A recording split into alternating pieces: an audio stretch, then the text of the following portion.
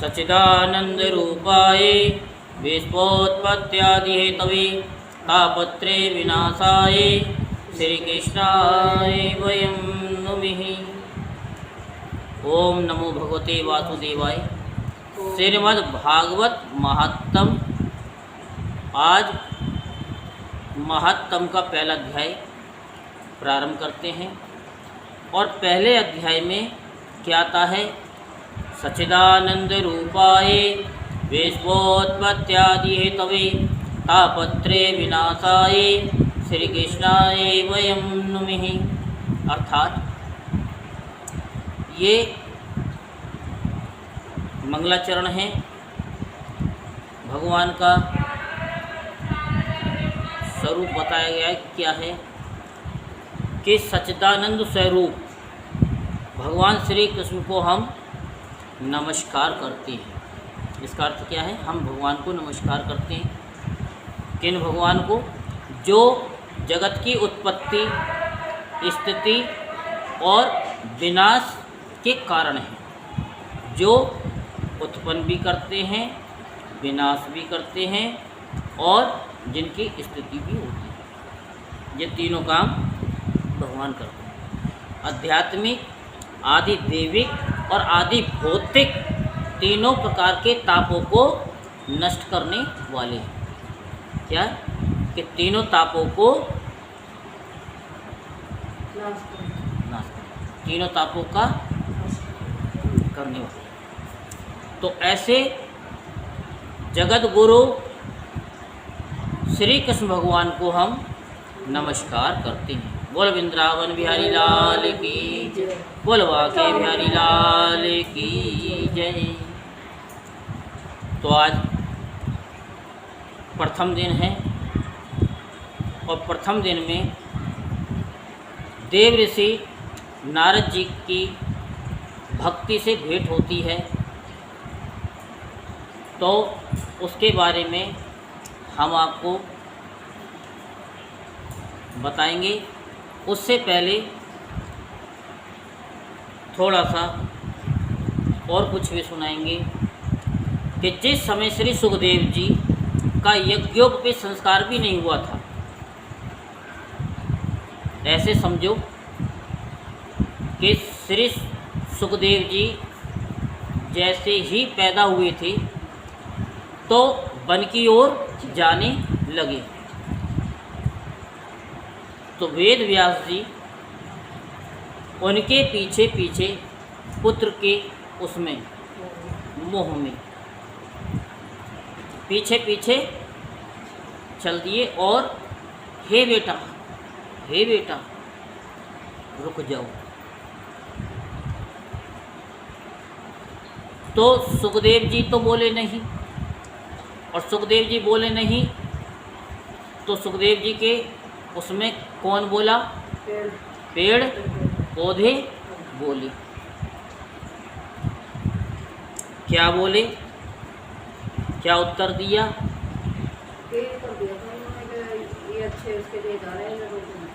हाँ। तो कौन किसका बेटा है, कौन किसका पुत्र है? कोई किसी का नहीं। तो विस्तार पूर्वक बताया, ये हम आपको आगे बताएंगे। अब ये कथा कहाँ से प्रारंभ होती है और क्यों होती है, इसके बारे में बताएंगे। ये किसने शुरू की, ये हमें भी सुना हो। याद आ गई? नहीं आई? नहीं आई? चलो कोई बात नहीं, नहीं आई तो अच्छी बात है। तो एक समय की बात है, नैमिषारण्य तीर्थ स्थान में शौनक आदि 88,000 महर्षियों ने श्री सूत जी से पूछा। क्या पूछा? कि सूत जी, आपका ज्ञान अज्ञान अंधकार को दूर करने वाला है, अज्ञान के अंधकार को दूर करने वाला है, और अज्ञान अंधकार को नष्ट करने के लिए करोड़ों सूर्य के समान है। किसके समान है? करोड़ों सूर्य के समान है। या तो तरीके से और जोर से बोलो, और नहीं तो फिर हम बोलेंगे, फिर आप फिर बोलोगे। कैसे बुलवाएंगे? बोलिए। आप हमारे कानों के लिए रसायन अमृत स्वरूप सार गर्वित कथा कही। ये अच्छा लग रहा है? वैसे अच्छा लग रहा है? ये अच्छा नहीं लग रहा, क्योंकि इसमें आपको सारे शब्द भी समझ में आ जाएंगे, क्योंकि हम बोलेंगे फिर आप भी बोलोगे। लेकिन अगर आप बोलोगे तो फिर वो कथा नहीं होगी जो हम चाहते हैं, फिर वो नहीं होगी। हाँ, तो भक्ति, ज्ञान और वैराग्य से प्राप्त होने वाले महान विवेक की वृद्धि किस प्रकार होती है तथा वैष्णव लोग किस तरह इस माया मोह से अपना पीछा छुड़ाते हैं। ये कौन पूछ रहे हैं? 88,000 महर्षि सूत जी से पूछ रहे हैं, क्योंकि सूत जी को जब बड़ा आसन दे दिया, जब हम किसी को उच्च पद पे बिठा देते हैं तो कुछ ना कुछ उनसे अभिलाषा रहती है कि कुछ ना कुछ इनसे हमको मिले, चाहे ज्ञान मिले, चाहे कुछ भी मिले, लेकिन मिले। इस घोर कलिकाल में जीव प्राय आसुरी स्वभाव के हो गए हैं। विविध कलेशों से पीड़ित हैं। जीवों को शुद्ध देवी शक्ति संपन्न बनाने का सर्वश्रेष्ठ उपाय क्या है? सूत जी, आप हमें कोई ऐसा शाश्वत साधन बतलाइए जो सबसे अधिक कल्याणकारी हो, पवित्र करने वालों में भी पवित्र हो, तथा जो भागवत श्री कृष्ण की प्राप्ति करा दे। क्या करा दे? श्री कृष्ण की प्राप्ति करा दे। चिंतामणि केवल लौकिक सुख दे सकती है, और कल्प वृक्ष जो है, जो आपको हमने कथा में बताया था, कार्तिकी कथा में, तो अधिक से अधिक स्वर्गीय संपत्ति दे सकता है। परंतु गुरुदेव प्रसन्न होकर भगवान का योगी दुर्लभ नित्य वैकुंठ धाम दे देते हैं। यहाँ तक बात सबकी समझ में आ गई?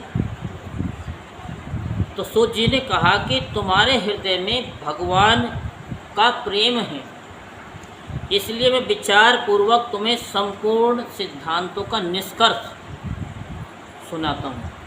निष्कर्ष क्या है? जो जन्म मृत्यु के भय का नाश कर देता है, जो जन्म मृत्यु के भय को नाश कर देता है, जो भक्ति के प्रवाह को बढ़ाता है, भक्ति के प्रवाह को बढ़ाता है, और भगवान श्री कृष्ण की प्रसन्नता का प्रधान कारण है, प्रसन्नता का प्रधान कारण है। मैं तुम्हें वह साधन बतलाऊंगा, विस्तार पूर्वक बतलाऊंगा। उसके लिए आपको क्या करना पड़ेगा? सावधानी पूर्वक सुनना पड़ेगा। श्री सुखदेव जी ने कलयुग में जीवों के काल रूपी सर्प के मुख का ग्रास होने के त्रास का आत्यंतिक नाश करने के लिए श्रीमद् भागवत शास्त्र का प्रवचन किया है। किसने किया है? श्री सुखदेव जी ने कलयुग में जो दुष्ट लोग हैं, उनके जो दुष्ट विचार हैं, जो मनसा वाचा कर्मणा जो मन से, वचन से, कर्म से जो पाप करते हैं उन्हें नष्ट करने के लिए ये श्रीमद् भागवत शास्त्र का प्रवचन किया है। प्रवचन में सत्संग किया है कि जो आप लोगों ने मन से, वचन से, कर्म से जो भी पाप किए हैं वो इससे दूर हो जाएगा। मन की शुद्धि के लिए इससे बढ़कर कोई साधन नहीं, इससे बढ़कर कोई साधन भी नहीं। अब मनुष्य के जन्म जन्मांतर के पुण्य उदय होता है तब उसे इस श्रीमद् भागवत शास्त्र की प्राप्ति होती है। जब जन्म जन्मांतर की पुण्य उदय होती है। और आप लोगों के तो पता नहीं कितने पुण्य उदय हुए हैं जो आपको प्रतिदिन की कथा मिल रही है।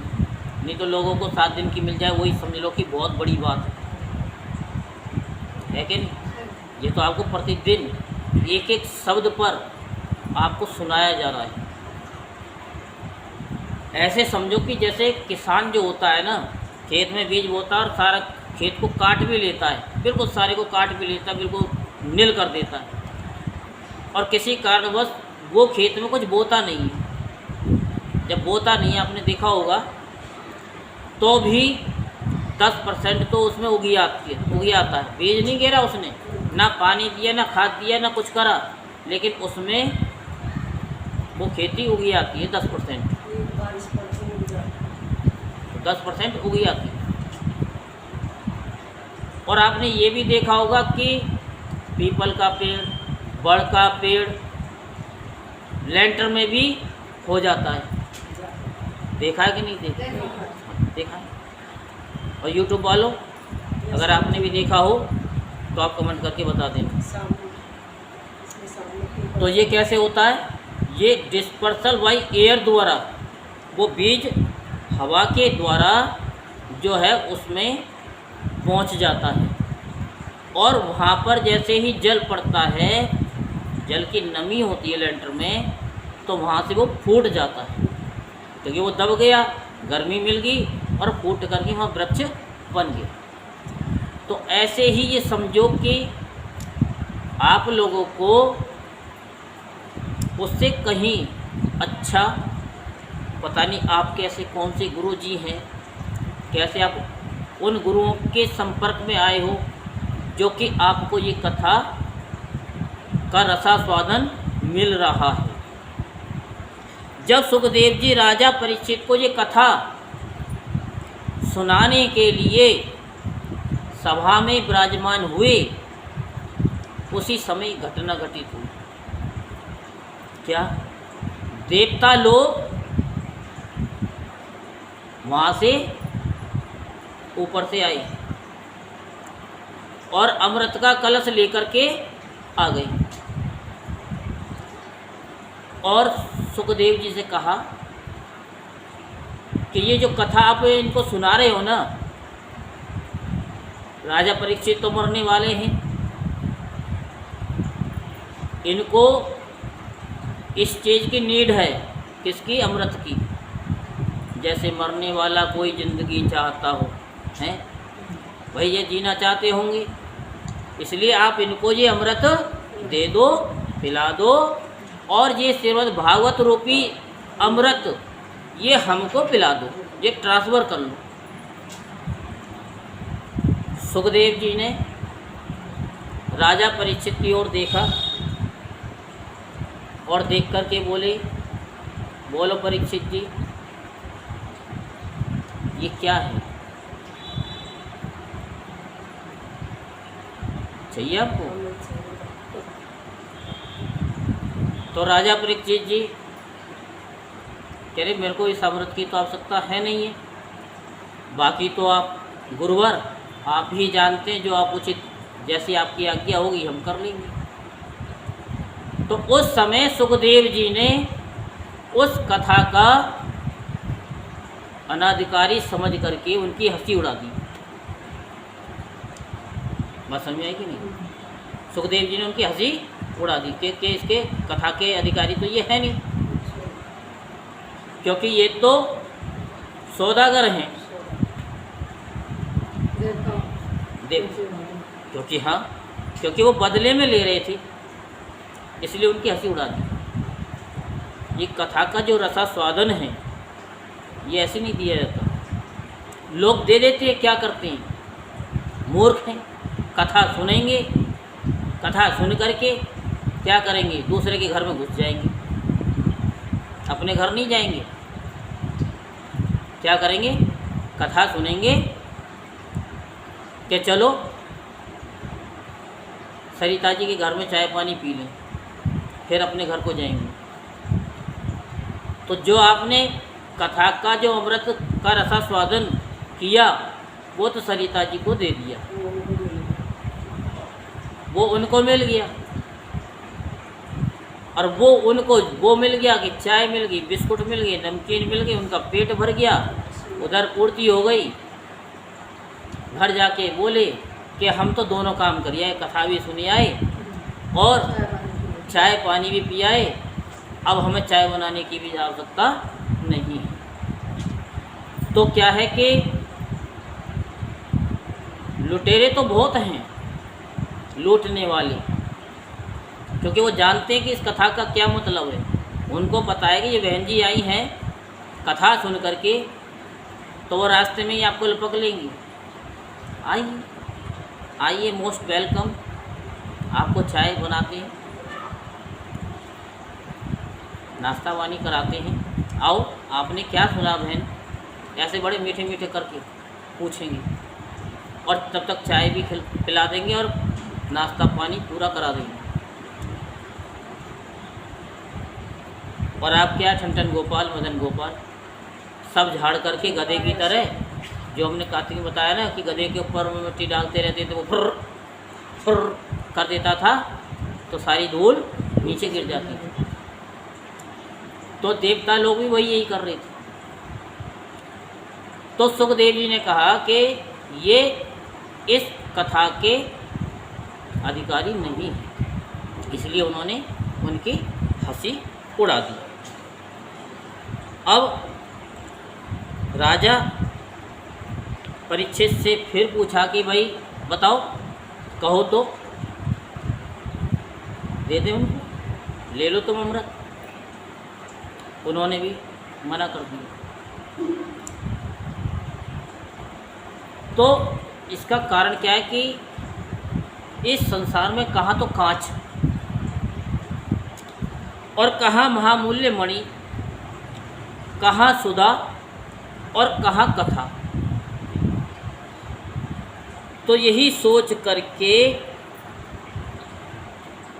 उन्होंने हंसी उड़ाई थी सुखदेव जी।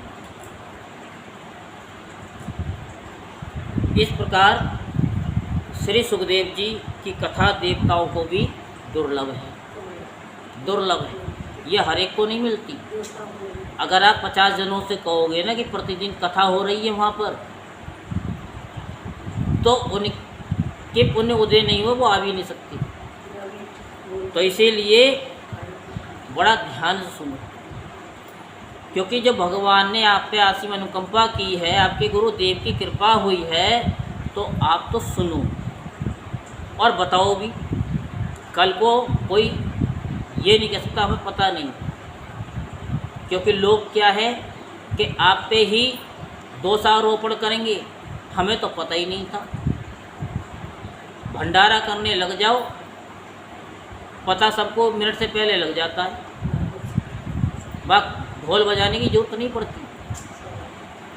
दूध बेचने वाले को गली गली फिरना पड़ता है,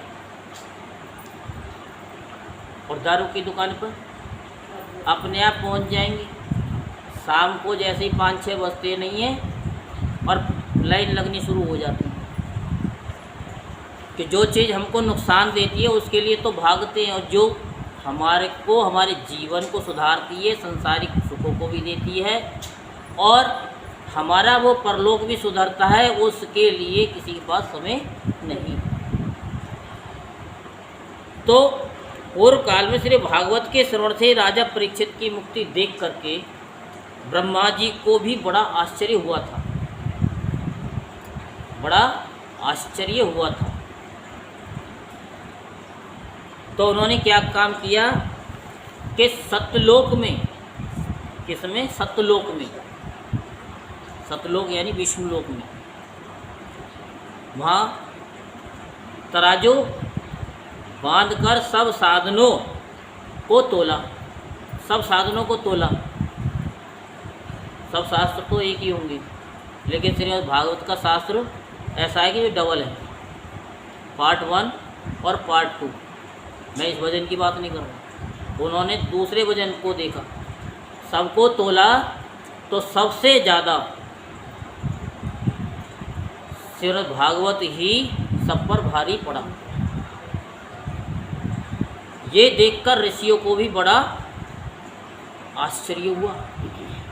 उन्होंने कलयुग में इस श्रीमद् भागवत शास्त्र को ही पढ़ने सुनने से तत्काल तुरंत मोक्ष देने वाला निश्चय किया कि ये तुरंत ही मोक्ष देता, ये तनिक भी देर नहीं करता।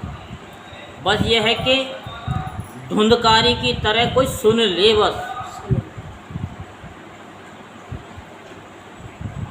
जैसे सुखदेव जी ने सुना, धुंधकारी ने सुना, वैसे सुन ले। सप्ताह विधि से श्रवण करने पर ये निश्चय भक्ति प्रदान करता है विधि से। पूर्व काल में इसे दया पारायण सनकादि ने देवऋषि नारद जी को सुनाया था। यद्यपि देवऋषि ने पहले ब्रह्मा जी के मुख से इसे श्रवण कर लिया था, क्योंकि हमने कल आपको बताया था कि स्वयं भगवान जी ने ब्रह्मा जी को ये सुनाया था और ब्रह्मा जी ने नारद जी को सुनाया था, लेकिन फिर बाद में नारद जी को पता चला। तो सनकादियों ने देव ऋषि नारद जी को सुनाया था। क्यों सुनाया था? कि वो नारद जी की जो है भक्ति से भेंट हुई थी, भेंट हुई थी, और उनके 2 पुत्र जो थे वो तो बूढ़े हो गए थे और भक्ति जो है जवान हो गई, जबकि माँ को तो बुढ़ा होना था और बेटों को जवान होना था। तो उसी चक्कर में ये फिर प्रसंग आगे आएगा, ठीक है। सप्ताह विधि, सप्ताह श्रवण की विधि तो उन्हें सनकादि ने ही बताई थी। शौनक जी ने पूछा, सांसारिक प्रपंच से मुक्त एवं विचरणशील नारद जी का सनकादि के साथ संयोग कहाँ हुआ? संयोग कहाँ हुआ? समझ में आ रही है आपको? और विधि विधान के श्रवण में उनकी प्रीति कैसे हो गई? सूत जी ने कहा कि अब मैं वह भक्ति पूर्ण कथा सुनाता हूँ जो श्री सुखदेव जी ने मुझे अपना अनन्य शिष्य जानकर एकांत में सुनाया था। एक दिन विशालपुरी में वे चारों निर्मल सनकादि ऋषि सत्संग के लिए आए।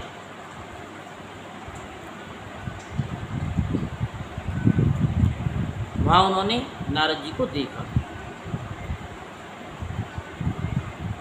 बात समझ में आई नहीं आई? दोबारा बताता हूँ, क्योंकि ये कथा अब यू टर्न ले रही है। सूत जी ने कहा कि अब मैं तुम्हें भक्तिपूर्ण कथा सुनाता हूँ जो श्री सुखदेव जी ने मुझे अपना अनन्य शिष्य जानकर एकांत में सुनाया था। एक दिन विशालपुरी में चारों निर्मल ऋषि सत्संग के लिए आए। वहाँ उन्होंने नारद जी को देखा तो सनकादि ने पूछा, वहाँ क्या? नारद जी को देखा तो नारद जी को देखा तो फिर पूछा कि ब्राह्मण आपका मुख उदास क्यों है और आप चिंतातुर कैसे हो रहे हैं? इतनी जल्दी जल्दी आप कहाँ से आ रहे हैं? और आपका आगमन कहाँ से हो रहा है, आप कहाँ से आ रहे हैं। इस समय तो आप उस पुरुष के समान व्याकुल जान पड़ते हैं जिसका सारा धन लुट गया हो। क्या धन लुट गया? आप जैसे आसक्ति रहित पुरुषों के लिए ये उचित नहीं है। इसका कारण भी बताइए। नारद जी ने कहा, मैं सर्वोत्तम लोक समझकर पृथ्वी में आया। मैंने समझा पृथ्वी अच्छा लोक है। भाई मैं ब्रह्मलोक जाता हूँ, सत्यलोक जाता हूँ, सब जगह जाता हूँ, मेरे को सब अच्छा नज़र आता है। मैंने सोचा पृथ्वी पे भी जाऊँगा तो शायद अच्छा ही होगा। तो मैं यहाँ पुष्कर में आया, प्रयाग में आया, काशी में आया, और गोदावरी भी आया, हरिद्वार भी आया, कुरुक्षेत्र भी आया, शेरे रंग भी आया, और सेतुबंध आदि कई तीर्थों में इधर उधर भटकता रहा। किंतु मुझे कहीं भी मन को संतोष देने की शांति नहीं मिली। ऐसी कोई चीज़ वहाँ नहीं मिली जहाँ मुझे शांति मिले। मासव अशांति ही अशांति है। शांति नाम की लेडीज़ तो बहुत मिली, लेकिन शांति नहीं मिली।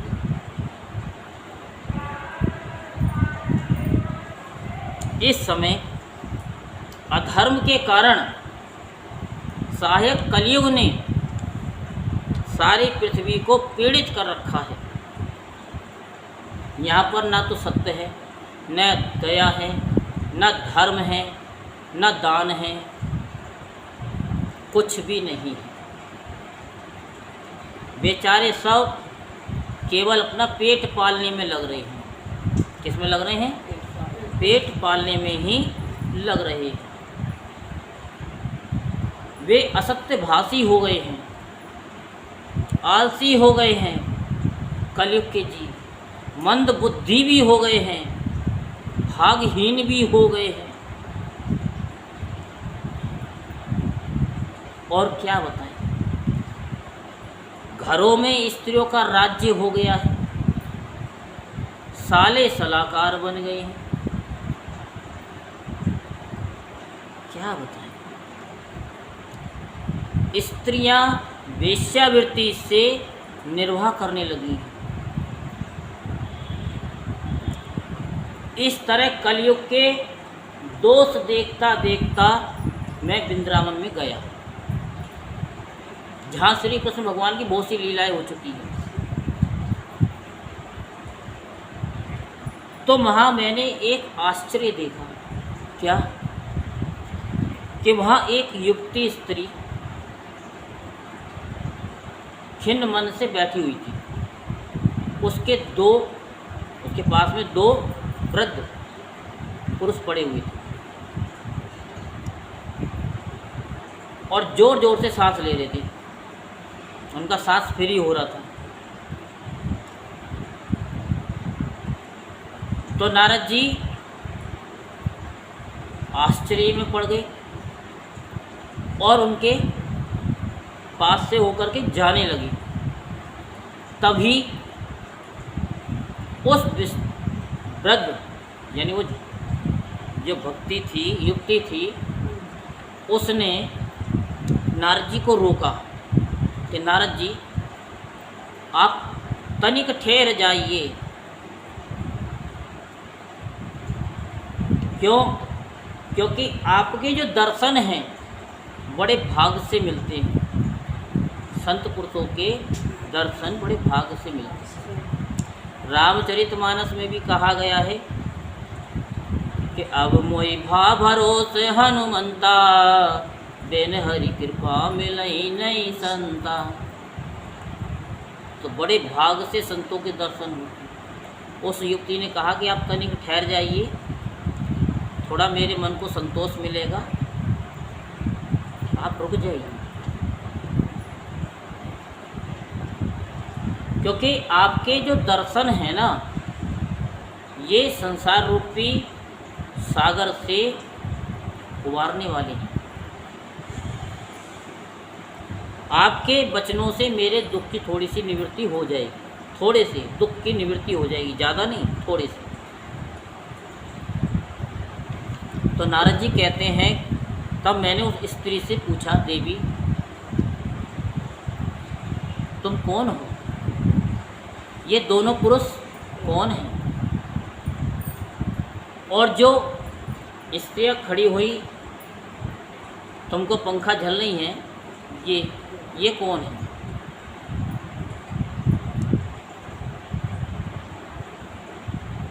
तो हमें विस्तार पूर्वक बताओ और अपने दुख का कारण भी बताओ। तो युवती ने कहा कि देखो, मेरा नाम भक्ति है और भक्ति में ही शक्ति होती है। ये ज्ञान और वैराग्य नामक मेरे पुत्र हैं। समय के फेर से ये जर्जर हो गए हैं और ये देवियाँ गंगा जी और यमुना जी आदि नदियाँ हैं, ये सब मेरी सेवा करने के लिए आई हुई हैं। इस प्रकार साक्षात देवियों के द्वारा सेवित होने पर भी मुझे सुख शांति नहीं है। तपोधन, अब ध्यान देकर के मेरा वृत्तांत सुनो। भक्ति कह रही है कि ध्यान देकर के सुनो। मेरी कथा तो वैसे प्रसिद्ध है, सब जानते हैं, फिर भी उसे सुनकर आप मुझे शांति प्रदान करें। तो उन्होंने बताया कि मैं द्रविड़ देश में उत्पन्न हुई और कर्नाटक में बड़ी हुई और कहीं कहीं महाराष्ट्र में सम्मानित हुई। कहाँ पर? महाराष्ट्र में। किंतु गुजरात में मुझको बुढ़ापे ने आ घेरा। गुजरात में वहाँ घोर कलयुग के प्रभाव से पाखंडियों ने मुझे अंग भंग कर दिया। चिरकाल तक ये अवस्था रहने के कारण मैं अपने पुत्रों के साथ दुर्बल और निस्तेज हो गई। क्यों? क्योंकि वहाँ मैं कुर्सी पर लेट करके कथा सुन रही थी। अब जब से मैं वृंदावन आई, तब से मैं परम सुंदरी हो गई।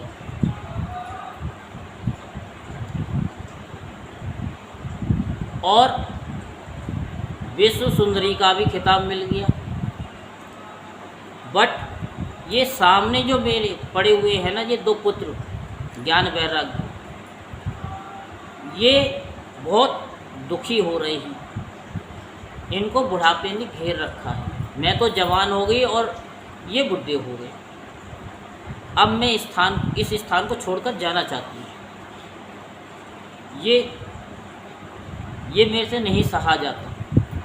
होना तो ये चाहिए था कि मैं बुढ़िया होती और ये दोनों मेरे पुत्र जवान होते।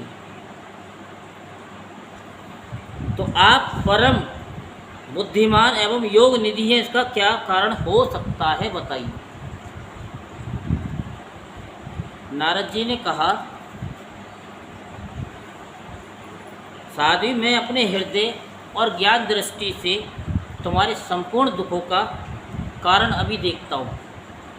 उन्हें क्या, उन्हें तो आग बंद करनी है, वो तो देख लेंगे। तुम विषाद मत करो, तुम दुखी मत हो। श्री हरि जो है तुम्हारा कल्याण अवश्य ही करेंगे। सूत जी कहते हैं कि नारद जी ने ध्यान लगाया और देखा कि इसका मुख्य कारण क्या है। उनको पता लग गया कि ये मुख्य कारण क्या है, कलयुग है। क्योंकि यहाँ ना तो सत्य है, न तप है, न दया है, न दान है, न धर्म है, या कुछ नहीं है। पति पत्नी पे विश्वास नहीं करता, पत्नी पति पे विश्वास नहीं करती, बेटा बाप पे विश्वास नहीं करता, बाप बेटे से विश्वास नहीं करता। सबको एक ही लग रही है, हाय मुंदरी हाय मुंदरी, चाहे कैसे भी आए। कैसे भी आए मुद्री, क्योंकि माँ बाप तो सारे जीवन उनको खिला पिला करके बड़ा कर सकते हैं, खुद नहीं खाएंगे उनको खिलाएंगे, लेकिन बुढ़ापे में अगर माँ बाप के पास में ना हो मुद्री तो सूखी रोटी भी देना पसंद नहीं करती। ये कलयुग का प्रभाव है। इसीलिए लोगों ने, बड़े बड़े संतों ने वृद्धाश्रम खोल दिए कि आओ तुम दोनों जो है नौकरी करो, अपने माँ बापों को हमारे आश्रम में छोड़ दो, और नहीं छोड़ोगे तो वो अपने आप आ जाएंगे, परेशान करो। और फिर वो क्या करेंगे, आप लोगों से पैसा मांग मांग करके, दान ले ले करके, और फिर टीवी पे दिखाएंगे इनके बच्चों ने इनको। अब बताओ, आप ही हैं, आपको कम से कम आपकी जगह पर 1000 लोग तो कम से कम जानते ही होंगे, कम से कम 1000 लोग तो अवश्य ही जानते होंगे। और जब 1000 घरों में जब टीवी चलेगा और तुम्हारी फ़ोटो चलेगी तो आपके बच्चों पे क्या प्रभाव पड़ेगा? क्या आपके बच्चों को कोई अच्छा कहेगा? नहीं कहेगा। और जब अच्छा कहेगा ही नहीं और बच्चों के सामने वो कह भी नहीं सकेंगे, मन में तो सोचेंगे इसने अपने माँ बापों को, वो सतर्क हो जाएंगे। तो कभी भी जो दान दे कर के सेल्फी खिंचवाते हैं कि हमने ये दान किया, ये कलयुग का ही प्रभाव है। अरे बीज को ज़मीन पे डालने के बाद में कोई उसे कुरेद के नहीं दिखता, वो फिर तो अपने आप ही फूटता है। ऐसे ही जब हम दान कर रहे हैं तो क्या बताना, पहली बात तो आश्रम खोलने नहीं चाहिए, और खोल लिए तो फिर किसी को बताना नहीं चाहिए। गलत तो नहीं कह रहा? लोगों की ये थिंकिंग हो गई है आज के समय में कि बच्चों से वो खुद कह देते हैं कि हम अपनी सारी प्रॉपर्टी आश्रम वालों को दे जाएंगे, तुम्हें नहीं देंगे। वो प्रॉपर्टी तो उन्होंने ले ली, ये कलयुग का प्रभाव है। उन्होंने ये नहीं बताया कि ये प्रॉपर्टी ले ली है माताजी की, पिताजी की, इनकी नहीं। भंडारे चल रहे हैं हमारे यहाँ, बच्चों ने छोड़ दिया है। ये अंदरूनी बात है, असली बात नहीं। फ्री में कोई नहीं रखता। और फिर वहाँ पे कितना कराया जाता है हार्ड वर्क, जा कर के देखो पता चल जाएगा। तो लोग अघासुर बने हुए कलयुग में। अब जो पुरुष का जो धैर्य बना हुआ है कि अच्छे दिन आएंगे, तो अच्छे दिन आएंगे, वही ज्ञानी है और वही पंडित है।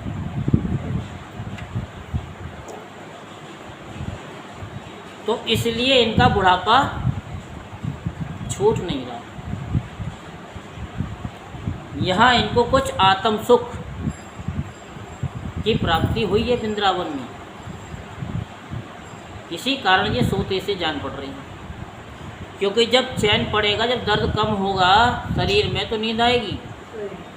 अब दाढ़ में अगर एक दिन का फंस जाए तो सारी रात नींद नहीं आती, और जीभ भी जो है ना वहीं लगी रहेगी, वहीं लगी रहेगी जब तक निकल ना जाएगी। और नींद तो आएगी क्या? कहते कथा में सो जाते। अरे कथा में वो आनंद की अनुभूति होती है। घर गृहस्थी को भूल करके इंसान घंटे 2 घंटे 3 घंटे बिना गोली के नींद ले लेता है। या तो आकर के सो लो तो भी अच्छा ही है।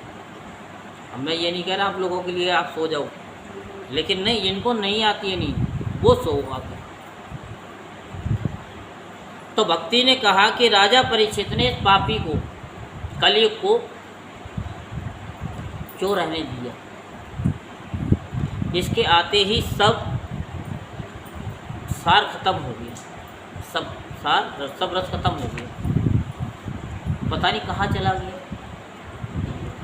करुणा में श्री हरि से भी ये अधम कैसे देखा जा सकता है? मेरा ये संशय दूर कर दीजिए बस। आपके वचनों से मुझे शांति मिली है। नारद जी ने कहा कि यदि तुमने पूछा है तुम प्रेम से सुनो, बस समय बाउंड नहीं होना चाहिए। मैं तुम्हें सब कुछ बताऊंगा, तुम्हारा दुख दूर हो जाएगा। जिस दिन भगवान श्री कृष्ण इस भूलोक को छोड़ करके अपने लोक में गए, उसी दिन यहाँ संपूर्ण साधनों में बाधा डालने वाला कलयुग आ गया। दिग्विजय के समय राजा परीक्षित की दृष्टि पड़ने पर कलयुग दीन के समान हाथ जोड़ता हुआ राजा परीक्षित के पास में आ गया, उनके चरणों में आ गया। और राजा परीक्षित ने कहा कि तुम मेरे राज्य में नहीं रह सकते हो।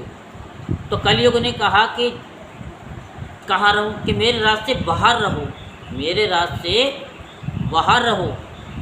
तो कलयुग ने कहा कि मैं जहाँ तक देखता हूँ वहाँ तक तो आपका राज्य ही है, कोई ऐसी जगह नहीं जहाँ आपका राज्य ना हो। तो प्रभुवर बताइए मैं कहाँ रहूँ? तो फिर ज़्यादा ही प्रार्थना करी तो उन्होंने कहा कि भाई जहाँ अनीति का सोना हो, अनीति का धन हो। अनीति समझते हो? हैं? नहीं, ऐसे समझो कि ज़बरदस्ती छीन लो किसी का धन या किसी का लेकर के दो मत, तो वो अनीति का धन है। तो उन्होंने कहा कि तुम ऐसी जगह पे रहो। तो राजा परीक्षित ने इस कलयुग को क्यों रहने दिया, यही वो पूछ रही हैं। ये नहीं पूछा है कि इसमें वास है कलयुग का। तो राजा परीक्षित ने देखा कि कलयुग में केवल एक अच्छी बात है कि कलयुग के होते हुए जो पहले सतयुग द्वापर त्रेता में वर्षों कई हजार वर्ष तक तपस्या करते थे, तब भी भगवान प्रकट नहीं होते थे, फल नहीं मिलता था, वो बहुत समय बाद मिलता था। लेकिन कलयुग केवल नाम आधारा, सुमिर सुमिर नर उतरई पारा, नाम लेते के साथ ही तुरंत पार उतर जाता है। ये समझ करके राजा परीक्षित ने कलयुग को रहने दिया। बात समझ में आई? यहाँ तक आपके आ रही है? आपके भी आ जाएगी। इस समय लोगों के कुकर्म में प्रवृत्त होने के कारण सभी वस्तुओं का सार निकल गया। तो यह तो इस युग का स्वभाव ही है, इसमें किसी का दोष नहीं है। इसी से पुंडरीकाक्ष भगवान बहुत समीप रहते हुए भी ये सब सह रहे हैं। जैसे माँ बाप सहते, बच्चे नहीं मानते, क्या करें, एक चुप सौ को हरा दी। कहते हैं, पूछते हैं तो कहते हैं कि जब बच्चों की पैरों की चप्पल माँ बाप के पैरों में आ जाए तो चुप लगाने में ही भलाई है। ये कलयुग का प्रभाव है। तो सूत जी कहते हैं कि सौनक जी इस प्रकार देव ऋषि नारद के वचन सुनकर भक्ति को बड़ा आश्चर्य हुआ। फिर उसने कुछ कहा, उसे सुनिए। क्या कहा? भक्ति ने कहा, देव ऋषि आप धन्य हैं, मेरा बड़ा सौभाग्य था जो आपका समागम हुआ, यानी सत्संग हुआ। संसार में साधुओं का दर्शन ही समस्त सिद्धियों का परम कारण है। आपका केवल एक बार का उपदेश धारण करके कयादु कुमार, कौन? कयादु कुमार प्रहलाद पहला माता थी ना, कयादू जो थी ना नारद जी के यहाँ रही थी ना, तभी तो वो प्रहलाद बना। पेट में ही सारे शास्त्र को सीख गया था। गुरु जी सुनाते समझाते थे प्रहलाद जी को अच्छा यानी वो दुष्ट था, लेकिन वो ऐसे ज्ञान देता था अपने साथियों को, तो गुरु जी भी कहते जो ज्ञान लाता कहाँ से है।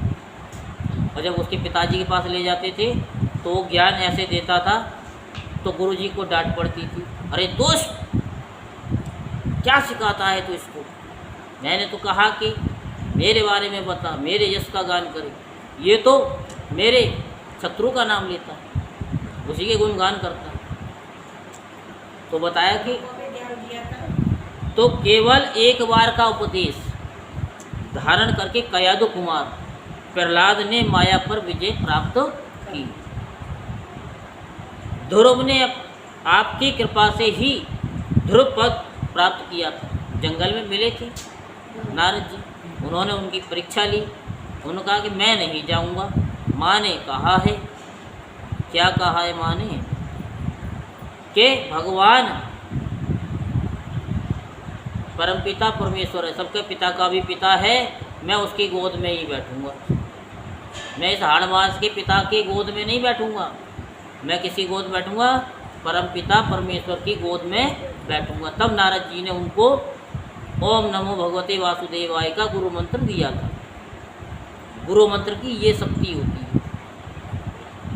बस उस मंत्र का विधि पूर्वक जप अगर हो गया तो भगवान फिर दूर नहीं है। फिर दिल्ली क्या दूर है, फिर दिल्ली दूर नहीं है। तो आप सर्वमंगल में और साक्षात श्री ब्रह्मा जी के पुत्र हैं। मैं आपको नमस्कार करती हूँ, करता हूँ, और जो दुष्ट हैं मैं उनको भी नमस्कार करता हूँ। जो सुन रहे यूट्यूब पे उनको भी, जो आप सब सुन रहे उनको भी हम नमस्कार करते हैं। हम आपको नहीं, आपके भीतर बैठे हुए परमात्मा को हाथ जोड़ करके नमस्कार करते हैं। जय जय श्री राधेश्याम, जय जय श्री राधेश्याम, जय जय श्री राधेश्याम। ओम नमो भगवते वासुदेवाय,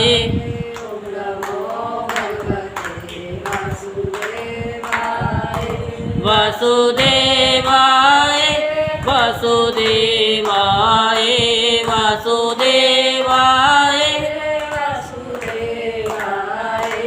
ओम नमो भगवते वासुदेवाय, ओम नमो भगवते वासुदेवाय। कैसे प्यारी है सूरत मेरे श्याम की, कैसे प्यारी है सूरत मेरे श्याम की। राधा जपती है माला तेरे नाम की, राधा जपती है माला तेरे नाम की। ओम नमो भगवते वासुदेवाय, ओम नमो भगवते वासुदेवाय, वासुदेवाय वासुदेवाय वासुदेवाय वासुदेवाय। ओम नमो भगवते वासुदेवाय, ओम नमो भगवते वासुदेवाय। कैसे प्यारी है सूरत मेरे श्याम की, कैसे प्यारी है सूरत मेरे श्याम की।